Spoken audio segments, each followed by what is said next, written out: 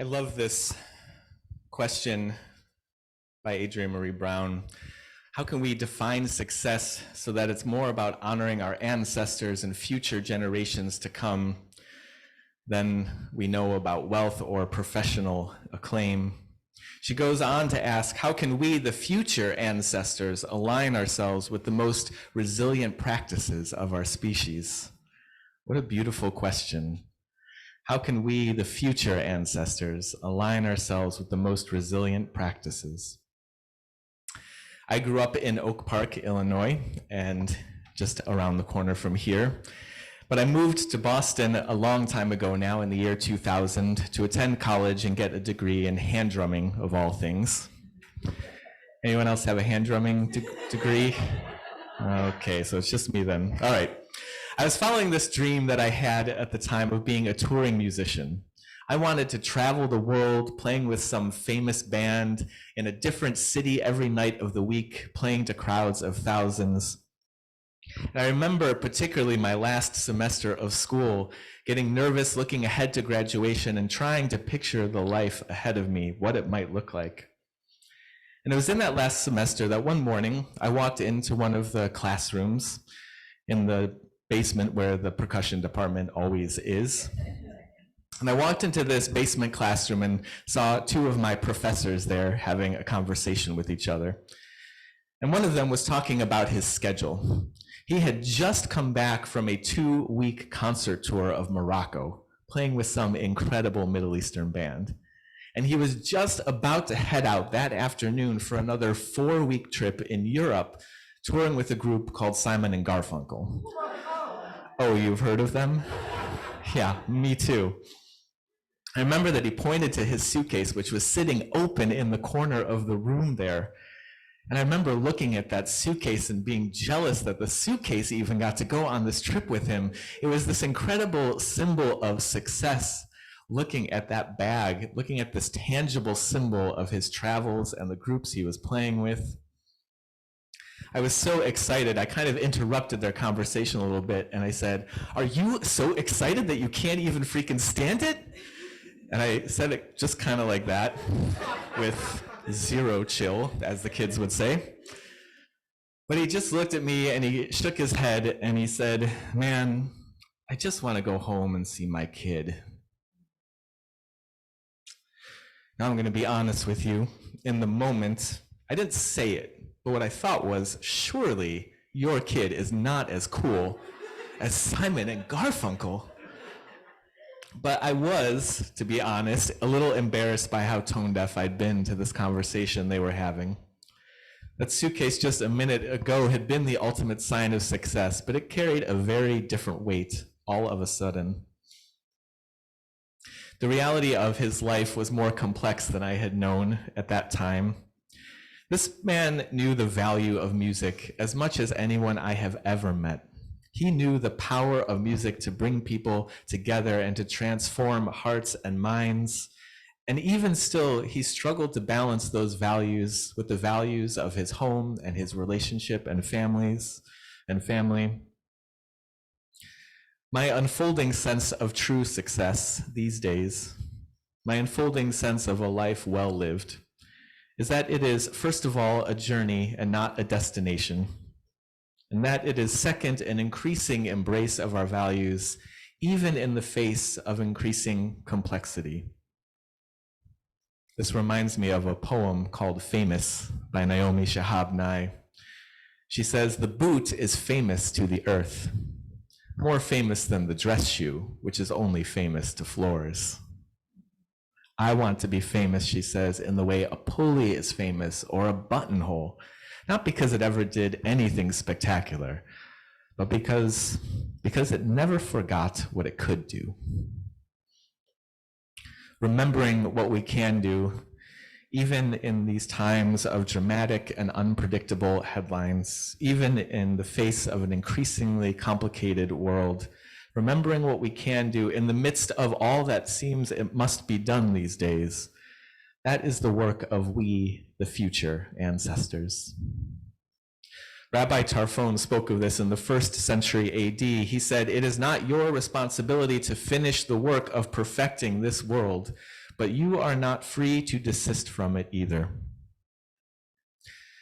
Now, when I think of success, I sometimes think of this word that millennials have coined, a very useful term, adulting.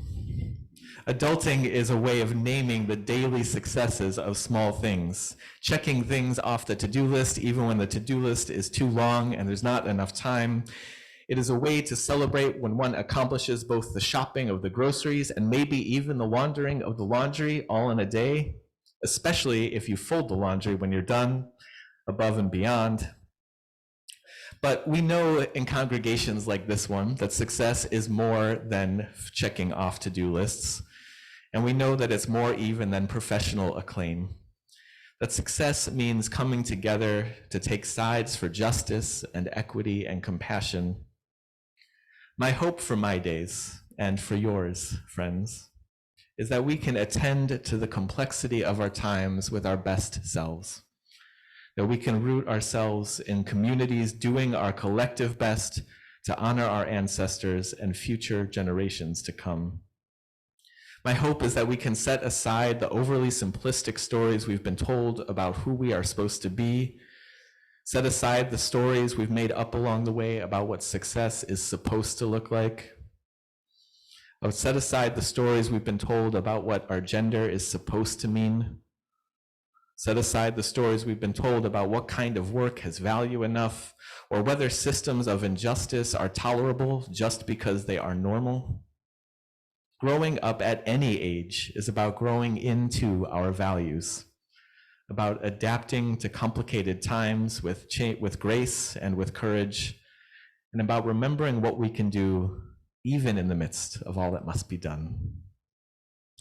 And when I think of redefining success to align more deeply with our values, and when I think of movement ancestors who lived into the complexity of their own times, I sometimes remember this story by our Unitarian ancestor, William Ellery Channing. Channing was a preacher in Boston. He is remembered as one of the great founders of Unitarianism, and he is hailed as a model of religious leadership. He was a powerful voice for justice, and particularly for abolition in his own time. But you and I, we know that success is more about the journey than the destination, and that was true even for people like Will. Mr. Channing was on a journey himself, and he wasn't always so vocal in his opposition to slavery. It wasn't that he didn't always agree with it. He always thought slavery was an inherent evil, but he didn't really like how the abolitionists were going about it. He thought they were clumsy in their strategy. He thought their organizations and their nonprofits of the time were a little messy. He didn't love the personalities, to be honest. And most of all, he thought they were a little clumsy in their overwhelming passion. They were too emotional about it all. They weren't reasoned enough. And they reminded him of the horrible itinerant revivalists at the time that were so overly emotional as well. Now, you should know that the only consistent thing in my life since college is my job as an itinerant revivalist, but that's okay. I don't take his comments personally. So one night at this anti-slavery forum in Boston, all night Channing was complaining. He was complaining about the personalities and the organization and the movement and the mess and the complexity of the whole thing. And eventually Samuel May, a more active abolitionist, a leader in the movement, could not take it any longer. He lost his patience and he eventually interrupted, yelling out, "Dr. Channing, I am tired of these complaints. It is not our fault that those who might have conducted this great reform so much more prudently than we can have left us to manage as we may. It is not our fault that those who might have pleaded for the enslaved so much more wisely and eloquently than we can have been silent. We are not to blame, sir, that you have not spoken. And now that inferior men like us have begun to act and begun to speak against what you acknowledge to be an awful system, well, it is not becoming of you to complain of us that we do it in an inferior style." This is what the kids would call a sick burn. So sick, in fact, that Channing was unable to answer. And he eventually said, "Brother May, I have been silent too long." Now, I love that this story depicts the very moment that Channing took up the work that would resonate with his ancestors and we, the future generations of his time. It depicts the very moment that he took up the work of attending to the crises of his time, not to finish it, but neither to desist from it. To take on the work that was his work to do, even despite the complexity of working with imperfect people in an imperfect community. I love this story because I so often feel like I'm in the place of Samuel May. So many times I have ended up fighting so-called allies who theoretically share my values, but they would rather criticize the work from afar than get scuffed up in the complexity of the work themselves. And I love this story because I'm just as often in Channing's place. Too many times I've blamed other people's failings for my own silence, for my own inaction. And too many times I've left my human family to suffer for the sake of some abstract sense of moral purity that I was clinging to.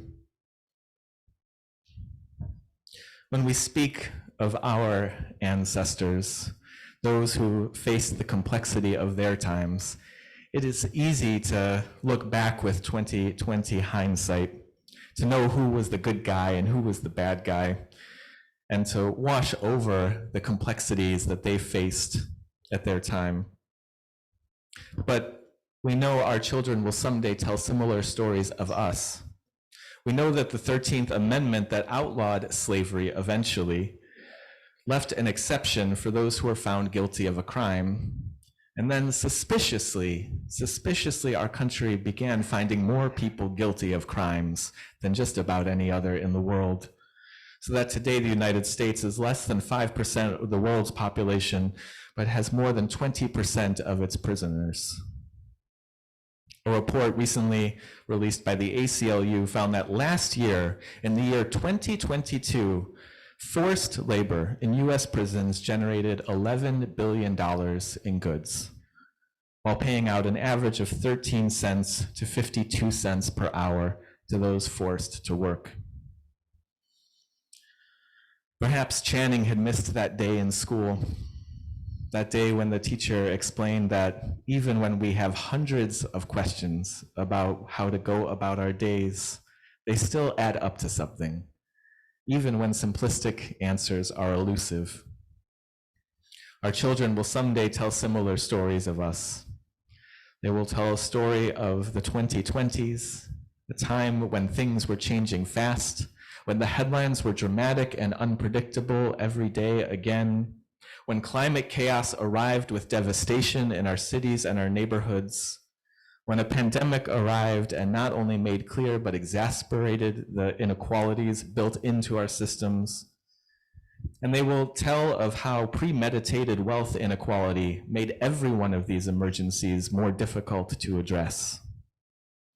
They will tell of a time when we put our neighbors in cages by the millions for nonviolent offenses.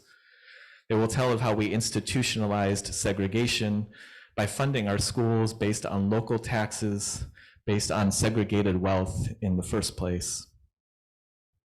I hope they will have other stories to tell as well, though. I hope they will be able to tell the stories of Black Lives Matter that spoke out against injustice and changed some of the foundations of those systems, of the Me Too movement that spoke out against violence and inequity, about the Sunrise Movement that popularized the idea of the Green New Deal and transformed that idea from something at the margins to something at the center of our country. I hope they will tell the story of those of us that came together even when the people were complicated and even when the path forward was so unclear. Those that covenanted to never forget what we could do, even when there was so much to be done. Writer and atheist prophet Ta-Nehisi Coates spoke of this. In a letter to his son, he said, "History is not solely in our hands, but still you are called to struggle. Not because it assures you victory, but because it's what assures you an honorable and a sane life." Friends, there was a time that I thought success was traveling the world with some famous band. And well, between us, if Paul Simon called me up this afternoon, I'd be on the next plane out of here. But I know that it's more than that now. Now I think success is finding a way to support your family even when minimum wage is too low and the healthcare costs are too high. Now I think success is finding a way forward through a pandemic that still plagues us. I think it's finding a way to make the world better, even when we have more questions about it than answers. Love, which is the beginning and the end of the story of Unitarian Universalism, means acting for compassion and taking sides for justice, even when the people are complicated, and the people are always complicated. And doing that work even when the path is unclear, because the path is always unclear. Honorable struggle that Coates spoke of means taking up the work that is ours to do, not to finish it, but never to desist from it either. So beloveds, let us live deeply into the journey we will not regret.